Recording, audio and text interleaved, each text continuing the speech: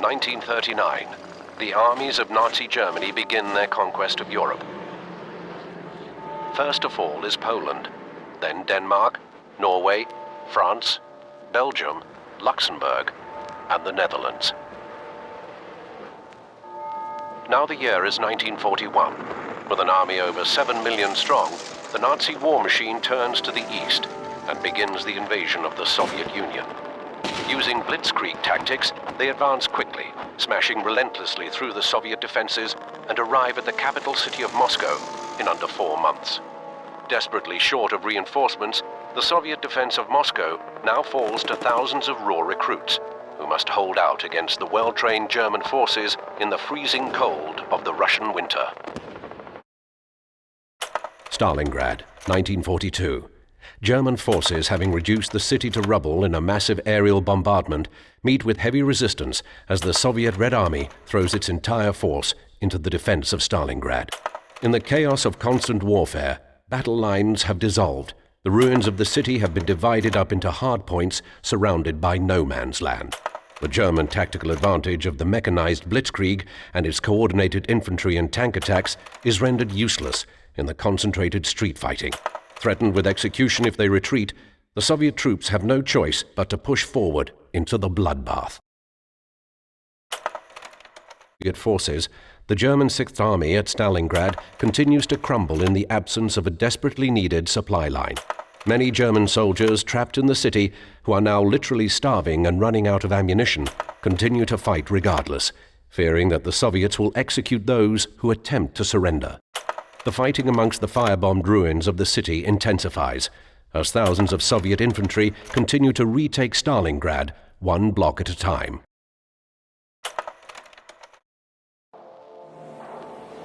(1941).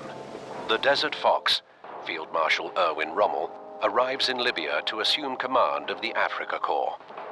Within a few months, Rommel, the rising star of the German army, recaptures the territory taken by the British Commonwealth forces prior to his arrival. Despite being heavily outnumbered by the British forces, the superior range and armor of the German tanks allows the Africa Corps to take the fight to the Allies. By July of 1942, the Desert Fox and his unstoppable Africa Corps, in a series of classic blitzkrieg attacks, pushes the British forces eastward across the deserts of Libya and into Egypt. Now in late 1942, holding their ground a mere 60 miles from the Egyptian capital of Cairo, British Field Marshal Montgomery's forces, including the Desert Rats of the 7th Armored Division, prepare to blunt the German offensive and regain the initiative. Libya, 1943. The British Crusader tank enters its second year of service in the North African Desert Campaign. Desert tank warfare proves difficult and challenging for both sides. Dust clouds kicked up by the movement of the tanks and the firing of their cannons create poor visibility conditions during combat. Navigation is also a problem. The vast Libyan desert offers little in the way of recognizable landmarks. The British Crusaders, whose guns lack the range of their German counterparts, are forced to use massed high-speed charges to close within firing range. A dangerous strategy that leaves much to be desired. Tunisia, 1943. Gaining momentum, the Allies press Rommel's Africa Corps into the Mareth Line, a 22-mile stretch of defenses in eastern Tunisia. Having lost their main supply base in Libya in January of 1943, the Africa Corps prepares to hold their ground on two sides, as they are now trapped between the American forces to their west and the British Commonwealth forces to the east. Despite these advantages, the Allies must proceed with caution, for the local terrain favors the defenders.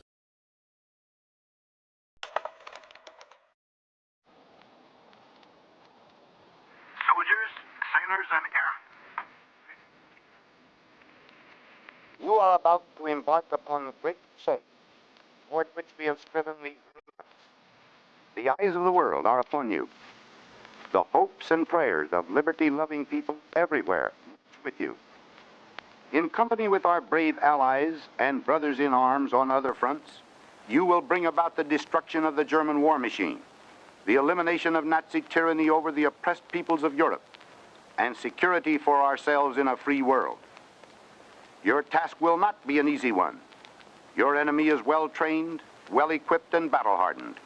He will fight savagely. But this is the year 1944. Much has happened since the Nazi triumphs of 1940-41. The United Nations have inflicted upon the Germans great defeats in open battle, man to man. Our air offensive has seriously reduced their strength in the air and their capacity to wage war on the ground. Our home fronts have given us an overwhelming superiority in weapons and munitions of war, and placed at our disposal great reserves of trained fighting men. The tide has turned. The free men of the world are marching together to victory. I have full confidence in your courage, devotion to duty, and skill in battle. We will accept nothing less than full victory. Good luck, and let us all beseech the blessing of Almighty God upon this great and noble undertaking. June 11th, 1944. Only a few miles east of the American landing beaches in Normandy, France, British Commonwealth forces struggle to capture the major city of Caen. It is here that they are faced with the superior firepower of elite panzer divisions arrayed along the German defensive line. To break the stalemate, the veteran desert rats of the 7th Armored Division are sent into the hedgerows of Normandy. Their mission? Probe the western flank of the German defenses and clear a path to the city of Caen. December 7th, 1944. Allied forces cross the border between Belgium and Germany, encountering heavy resistance near the town of Bergstein. Towering over the small town is Hill 400, providing German artillery spotters with a perfect view of Allied forces for miles in all directions. Devastating artillery barrages directed from the summit inflict numerous losses upon the Allies. Now the U.S. 2nd Ranger Battalion prepares to capture the hill and deny its use to the Germans. March 7th, 1945. In an extraordinary turn of events, a single bridge across the Rhine River is captured intact by the U.S. 9th Armored Division. German forces desperately establish new pockets of defense along the length of the Rhine River in an effort to slow the Allies' advance. Then, on March 24th, a massive assault is unleashed by Allied airborne divisions to secure positions east of the Rhine. At the same time, at various points up and down the river, more Allied forces prepare to make their own crossings into the heart of Germany. April 16, 1945. The Soviet Red Army commences its attack on Berlin, the capital city of Nazi Germany. 500,000 soldiers and civilians alike perish in a terrible battle that lasts for nearly 3 weeks. As the Allied forces converge on Berlin from both east and west, the Nazi leadership begins to crumble under the weight of imminent defeat. On the 8th of May, 1945, the German armed forces surrender unconditionally to the Allies. At a cost of 50 million deaths, the war in Europe is finally over. Throughout the Allied nations, Victory in Europe Day is officially celebrated, marking the defeat of Nazi Germany and the fall of the Third Reich.